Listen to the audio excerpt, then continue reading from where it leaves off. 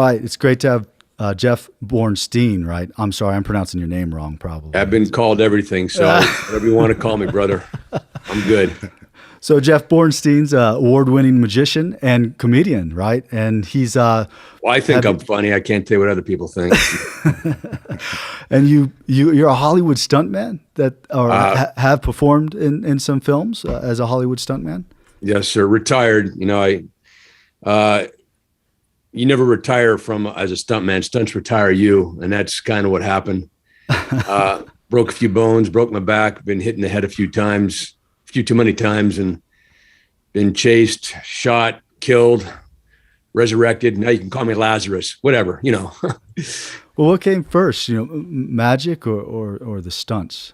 Both. Great question. Both. So from the age of 10, I was jumping off rooftops, house rooftops, and with friends, and let's see what we could do, challenge ourselves and do that whole thing. And that's kind of how the stunt started. And I'd race motorcycles on the weekends. My dad would take us to a place called Indian Dunes. It's in California. And your family let you jump off roofs? Say again? Your family let you jump off roofs? Well, they didn't know that. They weren't home. They weren't home. Absolutely. But later on, yes. And we would put little stunt shows on for the families and stuff. I grew up around guys that were in the industry. My dad was a white collar worker. He had nothing to do with Hollywood. Didn't want anything to do with Hollywood. He just was a very good businessman. And when I would race, the second unit directors, the stunt coordinators, the stunt men had their sons racing motorcycles as well. So I was their friends. And who cares about Steve McQueen? When you're 10 years old, I just wanted to play with the son, Chad. We just wanted to play. I'm name dropping, but you had guys like Glenn Wilder. You had a big, at the time, he's passed recently. He actually lives in Florida, or used to. Second unit director, stunt coordinator. He started part of a team called Stunts Unlimited. There was Steve McQueen. I mentioned him. R.A. Rondell, another big name in the stunt industry. So I would hang out with their sons, Scotty Wilder, Reed, Rondell, Chad McQueen. And those guys, I don't know what they were thinking at 10. I just knew at 10, I didn't care who the men were, who the parents were. We just wanted to go play and have fun, jump off roofs, race motorcycles and whatnot, and do that kind of thing.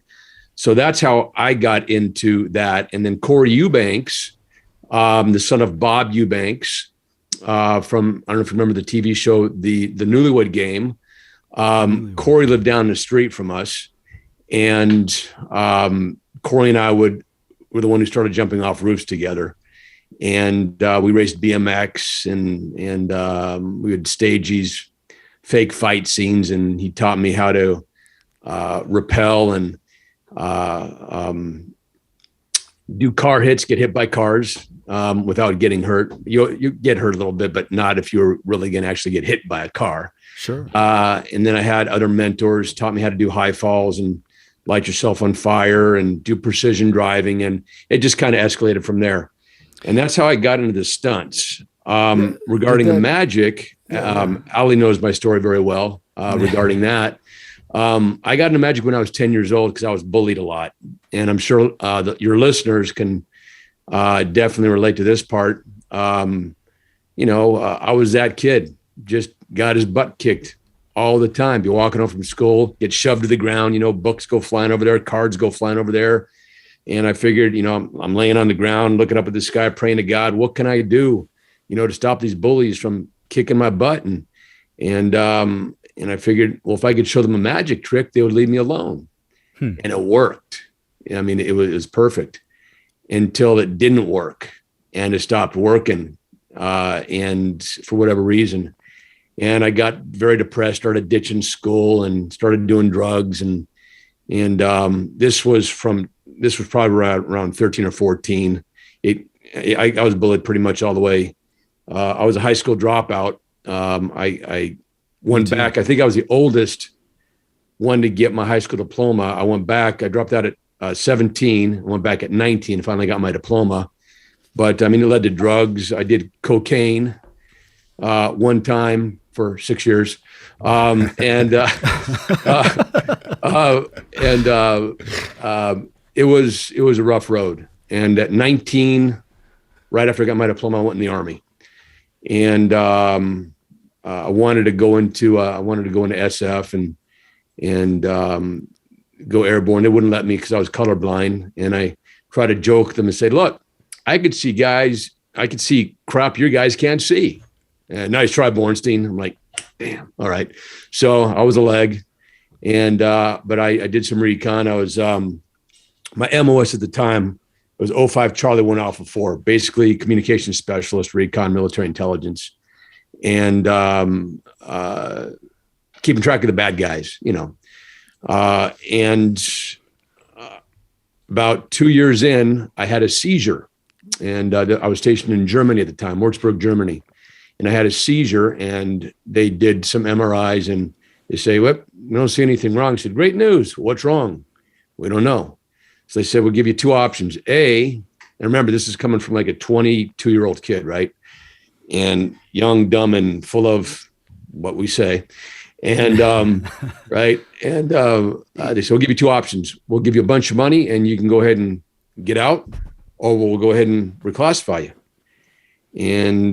And what does classification mean? "We're going to put you in an office at a desk." I'm like, "That ain't going to work, man. Give me my money." Yeah. And they had no coach. This is back in the 80s, by the way. They had no coaching. They nothing.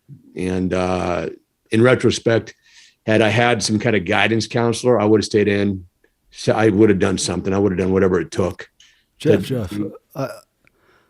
what got you to be clean? Was that a problem when you were joining the military, or what happened then? Well, oddly enough, I was the only one of all my battle buddies who didn't get a tattoo or drink in the Army. It was like weird. Wow. I had to it wasn't until after I got out that I really started getting into drugs and alcohol. And then I got my tattoos, tattoo singular. Cause mom said, "Don't get a tattoo." I'm like, "Okay, Mom." I had actually in 88, I had OD'd on cocaine and I died. And I had came back to life, true story. And I remember I had been up for 5 days straight doing cocaine. I don't know if anyone out there's ever done cocaine, but got that jaw going, like they're looking on the floor. What's that, kitty litter? Screw it, smoke it. I don't care. Do whatever it was, man. And I remember seeing this commercial on television. I've been up for 5 days now, hadn't slept. And I saw this commercial for Cocaine Anonymous, and I called the number, which oddly enough was 1-800-COCAINE. And I was smart enough, I guess you could say, best words to put it, is that cocaine has 7 numbers in it. And that's how I remembered it. There would be no other way I could remember the number. I just remember COCAINE. So COCAINE. I think it was rotary dial back then. Anyway, I called and they said, "Do you need help?" I said, "Hold on a second. No, I'm good." And they said, "Well, when you're ready to get clean and sober, give us a call." So I dumped the rest of it down the toilet. Next day, I showed up to a CA, Cocaine Anonymous meeting. That was in February of 86. 86. Right after my dad passed in 86. And I stayed clean and sober for about 3.5 years, and then found it necessary to go back out there and test the waters one more time, and I did. And so my new sobriety date is now November 5th, 1991. I just turned 30 years clean and sober back in November. And thank you, appreciate it. And it's a way of life. It's not something you just say, "I'm going to get clean and sober," and then go off, and you basically got to walk the talk, man. That's really what it is. Yeah. But anyway, I'm just babbling here, but I don't know if that answers your question. You're fine. Yeah. Hey, Jeff, sorry Nick. to interject. This is Nick. Hey, Nick. Do you still go to meetings and all that to maintain your sobriety, or are you doing it on your own? I do. Yeah, great question. I still go to meetings, which was one of the reasons why I ended up going back out in 88, because even though I hit my knees every morning, I was praying I was doing everything except for going to meetings toward the end of 3.5 years clean and sober. And coming up, actually a little more, I was coming up on a 4-year anniversary. And I just made that decision. Like, I don't know if any listeners out there are familiar with 12-step program, but I made a decision to go ahead and let me try it one more time. Yeah, it'll still work. Yeah, right. How'd that work out for you, Jeff? Well, I freaking died, So I went out for one night and went back to me. They say go to 90 meetings in 90 days. I did 180 meetings in 90 days. I doubled up. I was scared. And now I speak at conventions and speak at meetings. I hit a couple meetings a week. Work's been pretty, truth be told, I've been pretty busy the last month, so I haven't been to a meeting in the last 3 weeks, maybe. I got a few guys that I do sponsor. They keep me, they call me on my crap. So that's good. How has COVID, affected your work and stuff and everything? I think things are coming back, right? But was it hard there for a while for performers? Yeah. My lovely wife, Kimberly, who Allie knows, we just moved from California to Tennessee. I had to slow down. Rocky Top. I didn't realize it would come to a screeching halt, but it did in Tennessee. But she's from Oklahoma, so she's kind of used to this way of life. But when we were back in California, I did not work for a little over a year, and it was crazy. And so I tried to do a couple of Zoom shows. It wasn't for me. It wasn't a good fit. So I didn't work at all. Yeah. And by the way, I just got my 100% disability through the VA. So that helped out a lot too. Takes persistence. Yeah. It only took 30 years. Yeah, definitely. Well, I stayed at 60% for 25 years. And then from there, I got to 90. And the last bit, because of the PTSD stuff and blah, blah, blah, they finally said, okay, there you go. I said, thank you. Did they back pay you? Yes, they did. Yeah, twice, actually. Yep. Yeah. Jeff, since we're on the topic, back in the day when you decided to go in the military, was there a particular reason? Were you trying to get away from home, or was it something the adventure of it, or what drove you? Did you have family members in the service? Great question, Steve. I was very rebellious. Imagine that. And and my dad was he was in the Army, he was in the Korean War, and I was just too much to handle. And he said, go in the Army and make a man out of you. And I was like, yeah, I'll show you. So a buddy of mine and I, his name is Vince Miller, who I haven't spoke to this day. There's a movie called Boys in Company C. I don't know if you fellas ever heard of it. Yeah. Okay, so this is when it first came out. We went and saw the movie Boys in Company C about the Marines, and they're trying to get the shipment of alcohol to the colonel and blah, blah, blah. And we went and saw, my girlfriend at the time, she worked at this movie theater. Remember movie theaters? I don't think that, right? And when you can go to movies only at night, not in the day. So she called me up. She said, hey, we just got this movie, Boys in Company C. Before it opens up tonight, do you and Vince want to come down and see this movie by ourselves? Yeah. So we're the only two in this movie theater, right? And Vince and I are high school buddies at the time, and we're sitting in this theater. I don't know, whatever, 500 seats. And we're watching this. We're just all ate up and stupid and what, and go, yeah, man, get him, ooh-ah, ooh-ah, not even knowing what we're saying or doing, running around, shooting each other, bam, bam, bam, watching the movie, just stupid. And we're sober. Like, I don't know how that happened, and we get to watch the movie. I said, dude, let's go join. He goes, okay, really? Yeah, let's go. okay. I had my dad's voice in the back of my head. I'll show you. Oh, So we go down to in Van Nuys Boulevard to go to the recruiting station. He goes in one door. I go in the other. We come out, I don't know, 20, 30 minutes later. I said, dude, awesome, man. I leave Tuesday. When you leave? And he goes, I didn't join. I said, what? Because I didn't join, man. I said, you a-hole. Are you serious? I was gone in 3 days. Gone. I haven't spoke to him since, by the way. Wow. Yeah, I mean, a lot of guys join that battle, like kind of battle buddy programs. Yeah, and buddy stuff. system. Buddy systems. And that's interesting. He bailed on you. Yeah. Yeah, bastard. Those are the people you don't want next to you in combat. But I'm telling you, man. I'm telling you. I got 2 words for him, and it ain't happy birthday. I'm sure he had a good excuse. I'm sure he had a good excuse. maybe he had I'm sure he did. He probably went in the Cub Scouts. I don't know.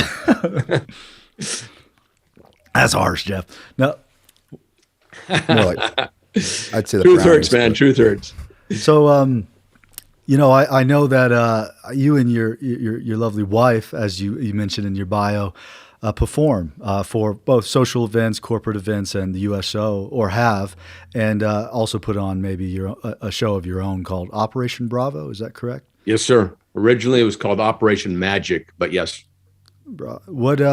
Tell me a little bit about the reason for that and your interaction with the troops. I mean, I assume it has to do with your service and just what you understand and know about. Yeah, most certainly.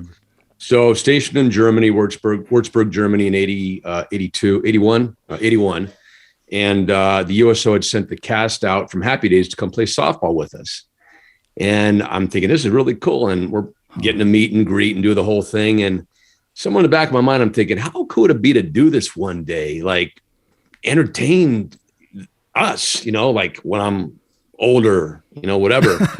And fast forward 30 some years later, I ended up going out with a group called Comics on Duty. And we did 5 countries, 32 shows in 23 days. This was in 04. Started off in Kuwait, flew into, I'm sure you're familiar with it, over Anaconda. Yeah. Ellis and Anaconda, flew into Anaconda. Yeah. Yeah. So we flew into Kuwait, and we did Iraq, Bahrain, Djibouti, and Saudi Arabia. And the 90s that we were in Iraq, they told us we were in the green zone. Yeah, right, whatever. and this is before this was tent city. They had nothing there. Yeah. Like zero. And we're flying over Baghdad, and we had just done a couple shows, and I had to say it jokingly, but as we're flying over in the Black Hawk, because they didn't want us doing, because they haven't even done stand by one sec, guys. Let me close my door. I apologize because my wife's on the other line. It's okay. Stand by one sec. All right. Yeah. Sorry about that. No worries. So as we're flying over Baghdad, and you know the drill, Steve, you know, the lower you fly, you know, they can't hear you come to the last minute, right? Yeah, it's better. So, right. And so as we're flying, we see tracers coming at us. And the pilot's just like, whew, and like doing his whole thing. Now, and the doors are open, right? And I'm sitting, I've got the bad seat, by the way, with the door open.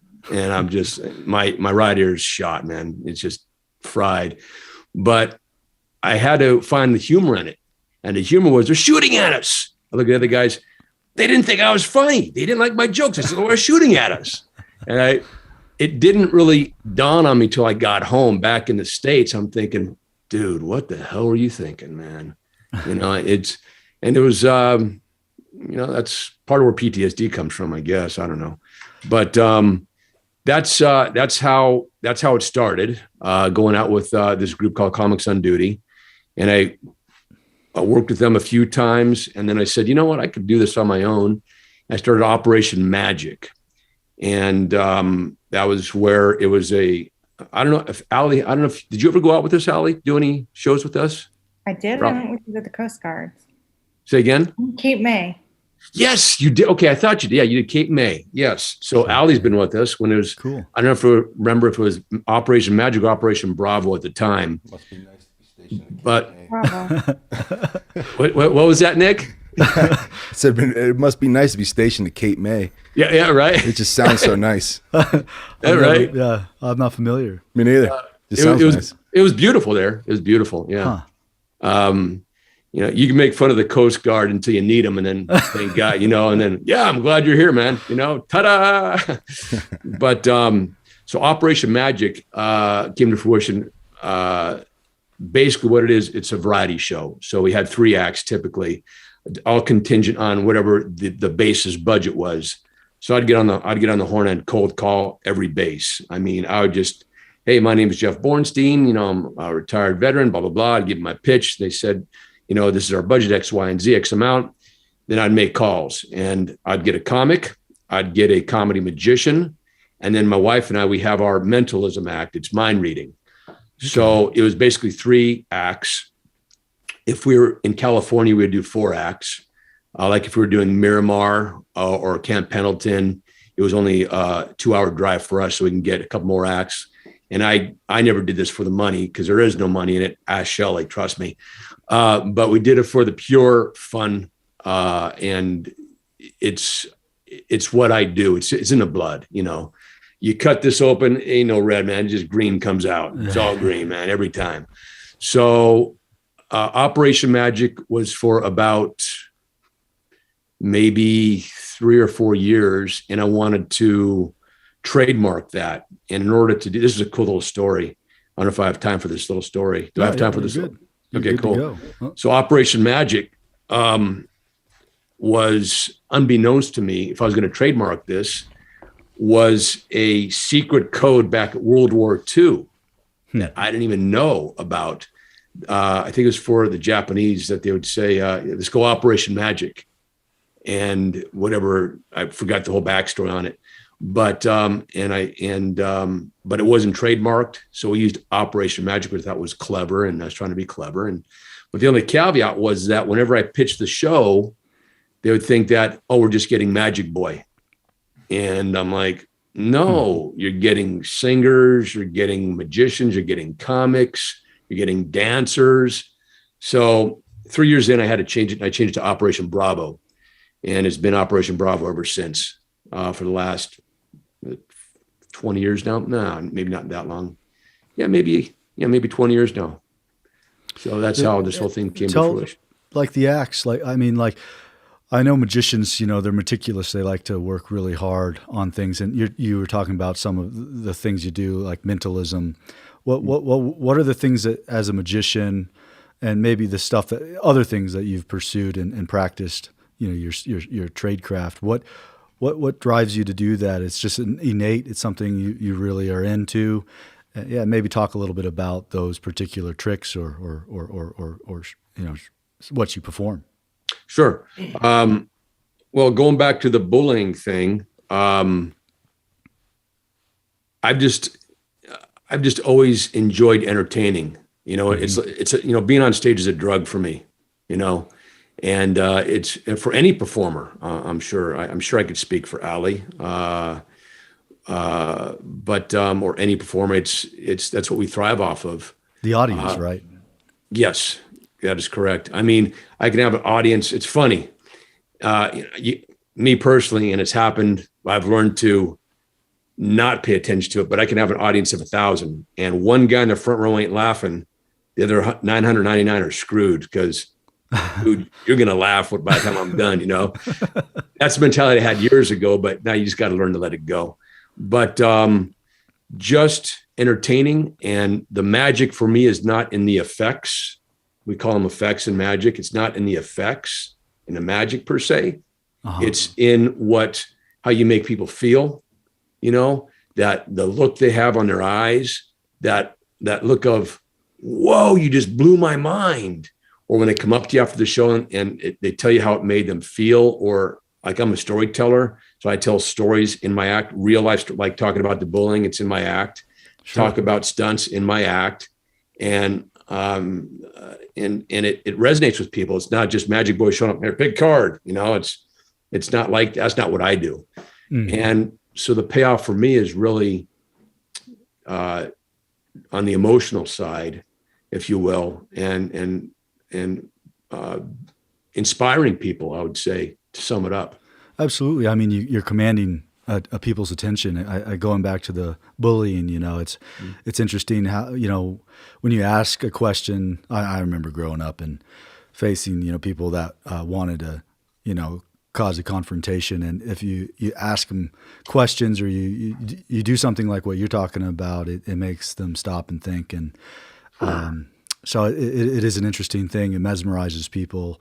And magic was something I was into too, especially early on. And when I was, before I deployed, I was getting into, it was something to do with all the guys too, actually. There's so many people standing around, you could practice, performing.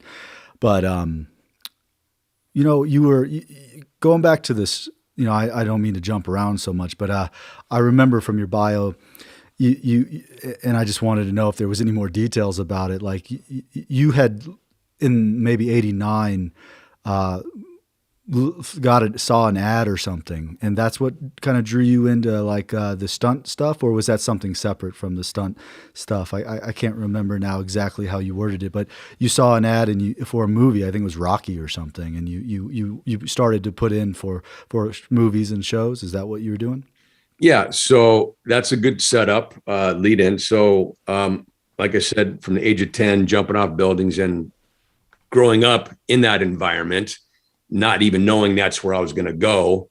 Yeah. And then the high school dropout thing and before the Army and blah, blah, blah. And then when I got out, I'm thinking, how can I get in I have to have some kind of skill because look, my MOS does not exist anymore, so 05 Charlie 1 Alpha 4, the 1 Alpha 4 is Morse code. Let me tell you, there was no one banging down my door saying, hey, we need you for Morse code, dude. Did it. I don't care who did it. Give me a freaking job, where am I going? So there was a newspaper out called the Penny Saver back in the day. And it was like a newspaper. It was a magazine, but newspaper print. And it had ads in there. I think it was in the back. And it had an ad in there looking for extras for an upcoming movie. And I had no idea what this was, who it was, what it was about. And back then they called them extras. Today we call them atmosphere. And so I called a couple of my buddies. I said, and it paid like $50 for, who cared how long it was. It ended up being like a 13-hour day. And we go down to the Olympic Auditorium and nobody knows who Sylvester Stallone is. We just know that when we get there, we see a boxing ring because that's what the Olympic Auditorium is, or it's no longer there actually. But we see this boxing ring, and as we're sitting there in this crowd of extras, I don't know, to me, it looked like thousands, however many it was. And all of a sudden we see this guy, Stallone, who no one knows, and Hulk Hogan. Oh, wow. Now everyone knows Hulk. We're like, I just look over to my buddy and go, dude, this is so cool, man. Hogan, man, the Hulk, man. So you guys saw Rocky 1, obviously. And that's how I got into that. And from that moment on, I'm thinking, all right, man, this is it, man. I'm hitting the ground running. What do I got to do? Let me go back because I haven't talked to these guys. I haven't talked to Chad after the Army. I hadn't talked to them. Chad, Reed, Corey, any of these guys. I hadn't talked to any of them in years. Let me start by calling them. Hey, how do I get into this? And they said one word. They said a few words. They said, good luck. And then they said one word, which crystallized it. They said, dude, nepotism. I'm going, oh, okay, I get it. So my dad wasn't in the business. So I had to get out there and I had to hustle, bust my ass and really work my butt off to get to where I was. And so that's kind of the run through of how the timeline, how it went. Absolutely. Yeah. I mean, your life is all over the place, man. A lot of accomplishments, also a lot of hardships. It sounds like my show. I have like some things I like to touch on. Like people's strength, resilience, courage that they have. I mean, a lot of why I have this little podcast. My hope is to like talk to people about not only the positive or the things that they're really into and have done great, the things that they've pursued and won at, but it's like what's the mental mindset of how you deal with problems and And I mean, it's a never-ending battle, that we always experience, day to day. Sometimes it's just the normal grind that's the hardest thing to deal with.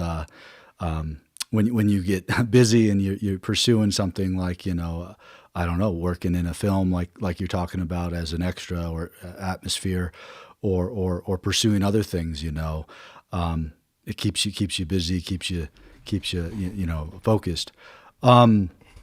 What do you have any questions, Nick? I have some more. I just want to let you know. I just want to know. Yeah. I know what he's How big is Hulk Hogan in real life? Does he look as big as he's like what 6'7", 280 pounds in his prime? Yeah, well, I can remember because we were pretty far back. And when you're far back, everything looks bigger, or rather smaller, I should say.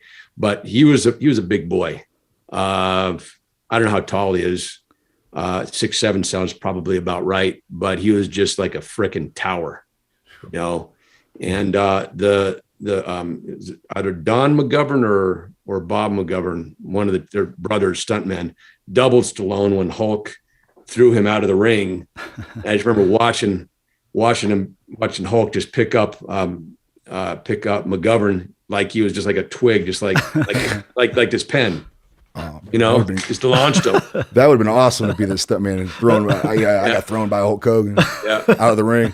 Yeah, chased, beaten, and shot at by the best, like Jeff has says. Yeah.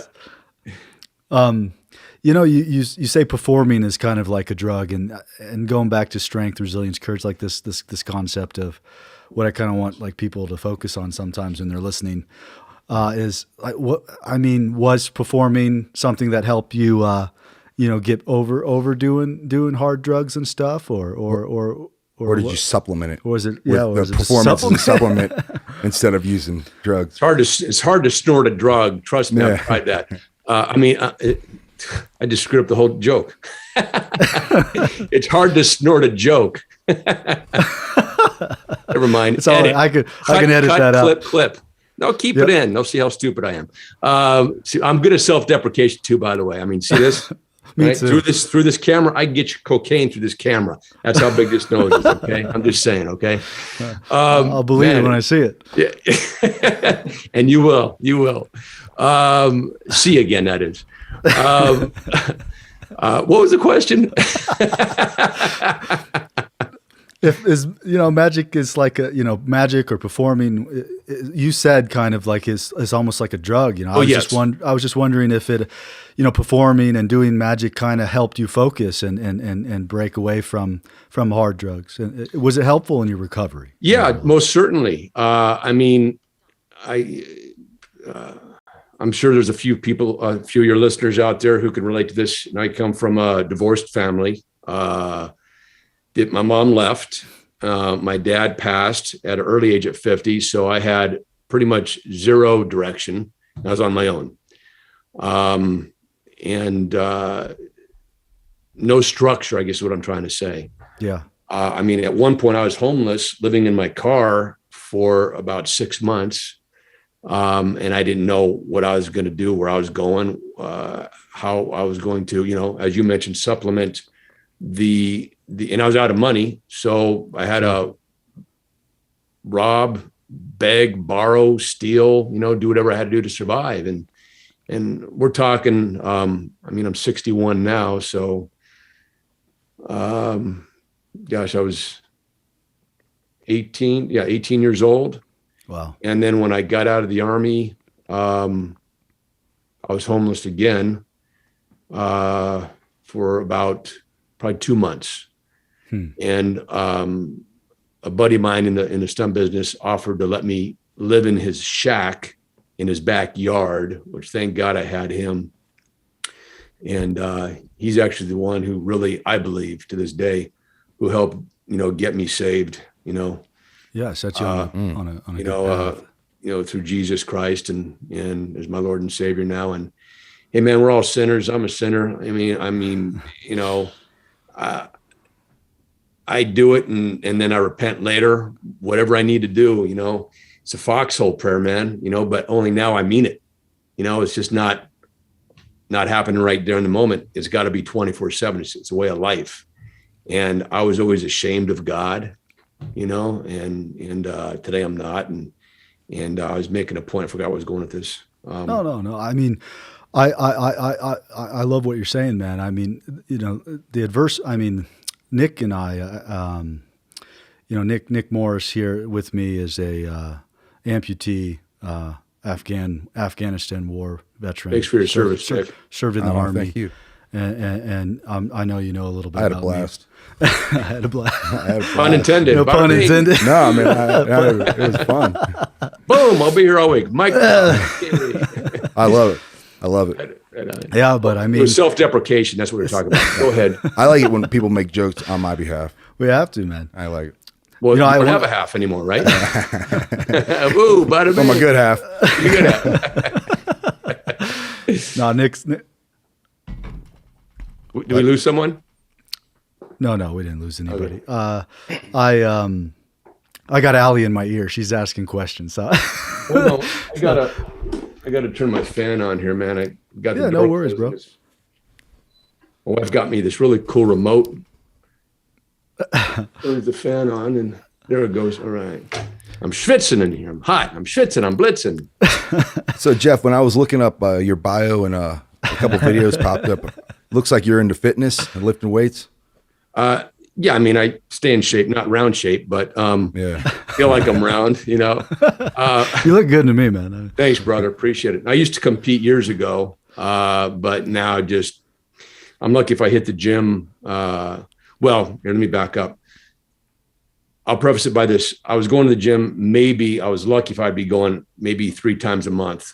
And now I've got this high blood pressure thing going, and I got this home monitor BP machine, and my BP's off the charts. So now they want me to do this for 2 weeks, and I had to wear this little heart thing where you feel something in your heart. Anyway, long story short, now I've been going to the gym every day and see if this can maybe lower the blood pressure and, you know, praying to God and like that.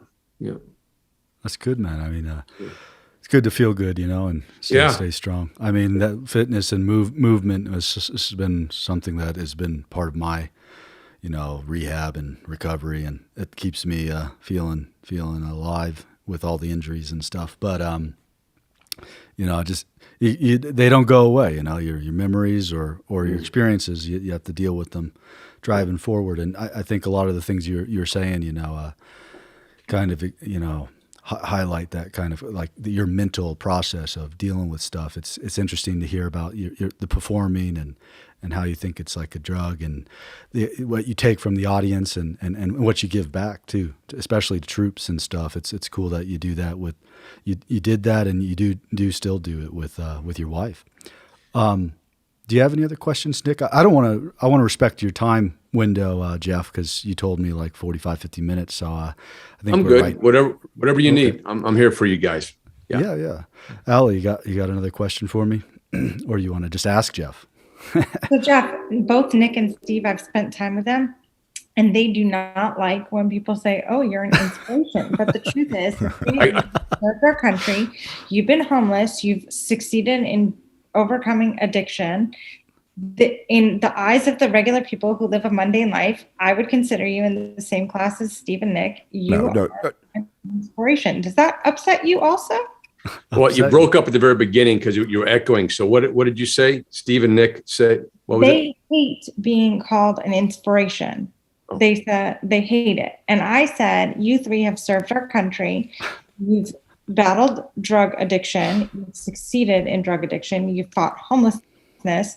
You've succeeded. You're now one of the top performers in the country with your wife, traveling all over the world. I would say that classifies you as an inspiration. Does that bother you? It's a great question, Al. It's a great question. So to answer that, just for me personally, I have found that there was a time when I was not able to take compliments because they'd say, "Oh man, you're my hero," or "You're an inspiration," or "Wow, amazing job," or "Good work." And what I found out over the years is it's not them. It's me. It's my low self-worth. It's my low self-esteem. It's I don't matter. I'm not good enough. And once I started working on that I do matter and that I am enough, and doing the I ams, I am abundant. I am healthy. It's a mindset. And if I say I'm a piece of shit, guess what? I'm a piece of shit. And it's going to play in my head. Or I am a good guy. I'm a damn good guy. I'm a good husband. I'm a good dad. I'm a good son. Whatever I am, whatever follows that, that's what we will become. The work that I've done on myself. So to off center that, if you will, earlier on, I mentioned to Steve, I said, I do a lot of, as you know, I do a lot of self-deprecation about the nose and, the jokes about the nose and everything. And that comes from childhood. And the self-deprecation is almost therapeutical for me, because let me go ahead and beat you to the punch, pun intended, before you could do it to me, I'm going to call myself out. Now it's therapy. And now what can you do to me? You can't do anything to me. I've already done it to myself. And if you call me the names that you called me, you better run, dude. And no one could beat me up better than me. So I don't know if that answers your question, but I've had to do a lot of work in the self-esteem, self-worth department. When you change your perception, everything changes, Well, I'd have to agree. I absolutely. I mean, your perception, whatever you feel in your mind and see yourself as is really how you're going to treat yourself to some degree. I tell Allie all the time, I think she's extreme about the hating. That it's a complex thing to explain, but I've had a lot of friends take their lives, especially in the last year, and I'm constantly reminding them to reward themselves, to think about how much they have accomplished, where they've got here this far in life, I've told them that, and unfortunately, for many reasons, that I may never understand, because of the way they were brought up or stuff. It's just a poisonous mind, and it just couldn't come to terms with stuff. But you have to try, with your buds and friends.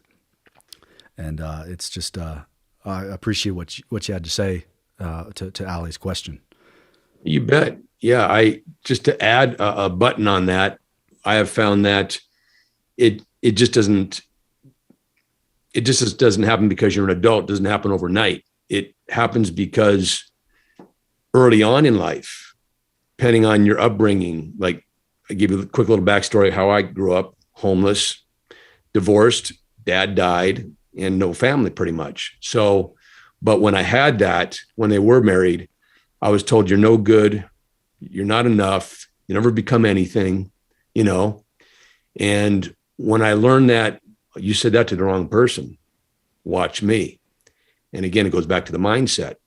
So we always have a choice, If you want to know what God's will is, walk out the door, start walking straight. When you hit a wall, turn left, man. Did you have siblings? Were they? Yes, I've got two sisters. I'm the oldest. Oldest, okay. Were they supportive of you? Or was it? One was, she's trying to, I actually haven't spoken to her in almost 2.5 years, and I've reached out to her a couple of times, but she's still running the streets a little bit, which is sad. She's 13 months younger than me. And then my youngest sister, 9 years younger than me, she's doing very good. She moved from California she's in North Carolina now. So she's married and retired, and she's doing good. Yeah. Well, that's great. That's great. Yeah, it's good to hear. Yeah, no, One more question. Yep. Yeah.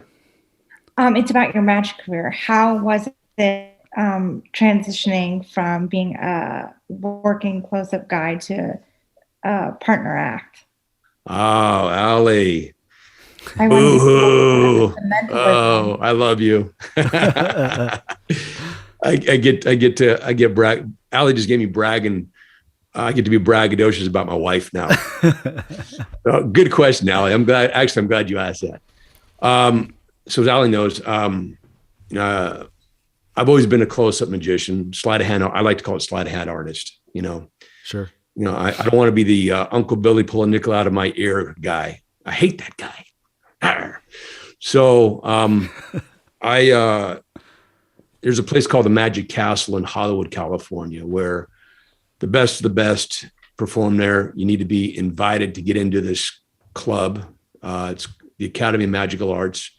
Allie and I and Kimberly have performed there numerous times, the Magic Castle, together in one show, which is a lot of fun. But prior to that, I worked, before the Peller, the room that you and I and Kimberly worked, Allie, there was only 3 rooms, as you know, the close-up room, the parlor, and the palace. So I worked the close-up room for almost 15 years. And that was my thing. That's what I did. And my whole act is, well, Allie just saw it recently. It's gambling and card cheating, but I work my story about being in the Army into it, and it's a lot of fun. And I steal watches. It's friendly pickpocketing, if you will. Things with coins and rings and that kind of stuff. So it's boom, right here in your face. And I've always loved doing that because it's so intimate. And then I stopped doing that, and I said to myself, I'm going to start doing comedy. What can I do? I'm going to do comedy magic. And there's a few guys that I looked up to. Remember Woody Pittman, Allie? Woody was one of my heroes. Oh, you don't remember? Okay. Very funny comedy magician. He has since passed. And a few other comedy magicians, but I would hang out with them, pick their brains, and I have a lot of buddies who are comics. And fast forward, started working the comedy clubs, and I put together 15 minutes of comedy and magic. And I started working the roads, literally started working the road. And to the point where I was able to do 45 minutes, actually about 20 minutes of just straight stand-up comedy. And then the balance was comedy and magic. And then I met my wife, Kimberly, and it was a rough week, man. I tanked. It was bad, man. I just came home with my tail between my legs. And my wife said to me, why don't we put a show together? Now, this is coming from a woman who's from Oklahoma, never been on stage, stuffed in a cubicle worker, right? She's got no idea what the stage is. And I'm like, that's a joke, right? And she said, no, really, let's try it. I'm like, oh. So I got the bright idea, because this is how men think, right? I'm going to put together 5 minutes, and she'll see how hard it is, and she'll leave me alone. Well, I put together 5 minutes. We went to the Magic Castle, went downstairs, what we call the gym, and we worked out. We did 5 minutes. And from that moment on, she was the freaking star, man. I'm like, how did I lose the audience? What happened here?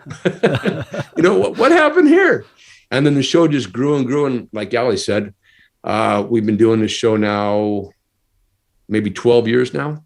Wow. And she's amazing. And she's the star of the show. And it was, to answer your question, to bring it full circle, it was tough to step back, and because she really is the star of the show. I do the jokes, and she's a straight man, and I'm the guy who, she sets it up, I knock it down, but she is the star of the show. And so making that transition was not easy, but I've got zero regrets, because it's how often you get to work with your best friend, your significant other, your spouse, love of your life. I'm talking about my wife, by the way. How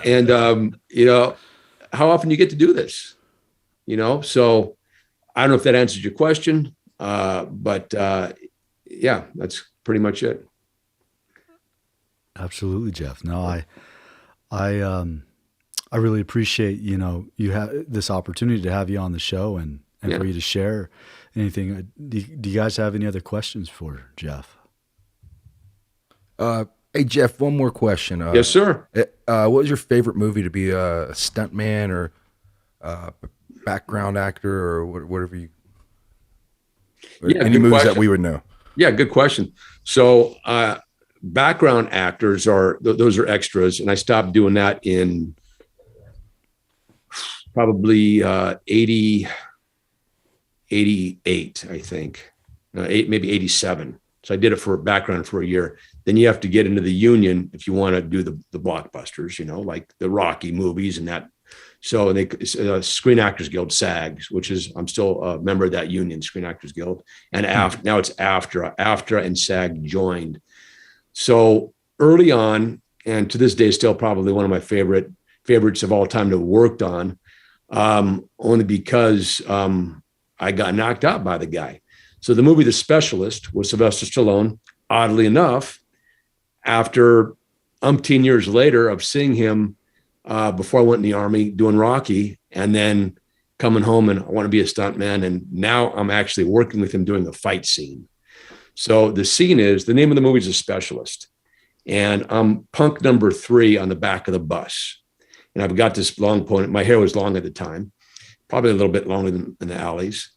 And it's in a ponytail. And I'm taunting this. There's 3 of us on the back of the bus, 3 stunt guys, 3 punks. And Stallone walks on the bus and he asks the first guy, the stunt guy, Scotty was his name, says, can this pregnant woman have the seat? And Scotty doesn't even lock eyes, and he just, F you. And Stallone says, excuse me? He goes, F you. He takes his sunglasses off. He goes, hey, yo, hold these. And he beats the crap out of Scotty. Punk number 1 gone. Then Rex comes in. Rex and I are on the back of the bus, way in the back seat. Rex comes in. Stallone takes him, throws him down the aisle, and I come in with a knife. We had rehearsed this scene, by the way, for 3 days. Stallone's stunt double, who is Mark D'Alessandro, we rehearsed this scene, so everything is precision, and we know exactly what's going to happen before it's going to happen, supposedly. So we rehearsed this scene, and the scene is Stallone walks in, 2 guys get beat up. I come running in with a knife. I've got a knife. I don't have my knife. This is a knife. I come in with my knife, and he disarms me with the knife. It's supposed to go left, right, uppercut, swing from the bar, and then kick me out the bus window. That's how it's supposed to go, okay? When they yell action, left, right, instead of an uppercut, he elbows me, clocks me, and this scar right here is from Stallone, knocks me out cold, which they kept in the movie. And I get up, I shake it off, and I'm going, I'm fine, Sly, I'm fine, I'm slurring, the blood's going like this. Now, I don't do good at blood, all right? I'll call myself out, And I'm saying, really, Sly, I'm okay. He goes, you're not okay. I'm like, I'm okay. And I don't see the blood because I'm in shock. And I just know that I want to finish his freaking scene. I don't feel nothing. And he just says, you're not okay. And he goes to, with his thumbs, close the gap on my philtrum here. And I see the blood. Now I see the blood. I go, really? And I pass out. Like, you big pussy, man, And I get back up and they said, cut. I'm like, oh man, Jeff, you're never going to hear the end from these guys, man. And it busted my balls afterward. But anyway, I ended up going to the hospital. So now stunt boy here has to have his own stunt double because I never ended up going out the window. So it was hilarious. So anyway, that's probably one of my most memorable movies that I've done. That and I'll just let it lie right there. So yeah, Nick shares the same kind of with blood. Oh my god, same kind of feeling with blood. Yeah. You do. I saw you kind of cringe a little bit there, Nick. When I said, yeah.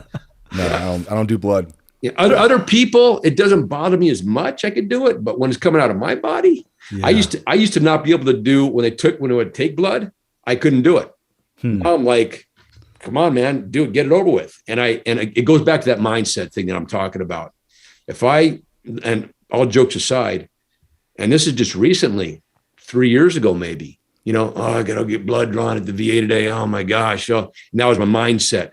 Oh my gosh. And I'd go in there and I'd say, can I lay down when you do this? Cause I'm probably going to pass out, and they'd say, okay. And then they give me a little sucker and a freaking glove and draw a happy face on it, blow it up. And I'm like, haha, that's funny. Like a balloon, and it was insulting, man. Here's like this guy, you know, ex-bodybuilder stunt man. I'm like, please give me a second. I was like, really, Jeff? So the way I overcame that, I changed my mindset. I said, I get to, and my life is a get to today. I get to go get my blood drawn at the VA.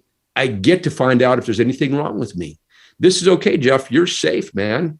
And and once I started doing that little mantra, these affirmations, I get to, I'm going to be okay. I'm safe. It was amazing. It was a game changer for me, man. It was a game changer. When I say I get to instead of I got to, full-blown game changer in life across the board.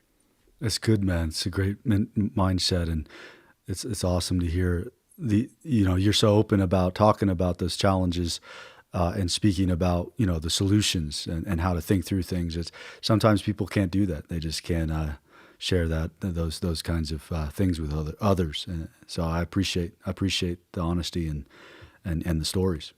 Well, thanks for having me. I appreciate it, ladies, gentlemen. Really, really appreciate it. And Allie, thank you so much for putting Steve and Nick and I in contact. Really appreciate it.